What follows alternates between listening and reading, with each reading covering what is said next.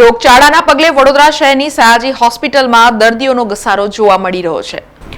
વડોદરા શહેરમાં ભારે વરસાદ અને પૂરની પરિસ્થિતિ બાદ હાલ મચ્છર તથા પાણીજન્ય રોગચાળો ફેલાયો હોવાનું સામે આવ્યું છે।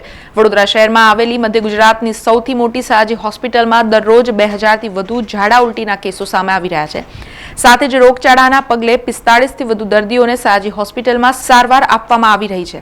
ત્યારે આ સમગ્ર મામલે સયાજી હોસ્પિટલના આરએમઓ ડોક્ટર હિતેન્દ્ર ચૌહાણે વધુ માહિતી આપી હતી। ચોમાસું અને વરસાદના પડ્યા પછી પાણીના ભરાવાના લીધે ઝાડા ઉલટી, ડેન્ગ્યુ, મેલેરિયા જેવા મચ્છરજન્ય રોગોનો ભરાવો થતો હોય છે। પાણીજન્ય અને મચ્છરજન્ય રોગોનો વધારો થતો હોય છે, જેમાં હાલમાં અમારી રિપોર્ટ પ્રમાણે છેલ્લા 5 દિવસમાં ડેન્ગ્યુના 45 કેસ નોંધાયા છે, જ્યારે મેલેરિયાના 3 કેસ નોંધાયા છે। રોજની ઓપીડી એવરેજ 2000ની છે। શું ધ્યાન રાખવું પડે સાહેબ? ચોખ્ખાઈ, મચ્છરથી બચવાનું, ગંદકી, પાણીની ગંદકી દૂર કરવાની, ભરાયેલા પાણીનો નિકાલ કરવાનો। પાણી કેવી રીતે પીવું પડે?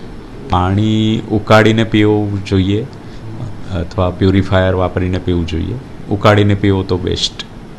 સમાચારોના સતત અપડેટ માટે TNN ન્યૂઝને YouTube પર સબસ્ક્રાઇબ કરી બેલ આઇકોન પ્રેસ કરો અને અમારી સાથે જોડાયેલા રહો Facebook, Instagram અને Twitter ઉપર।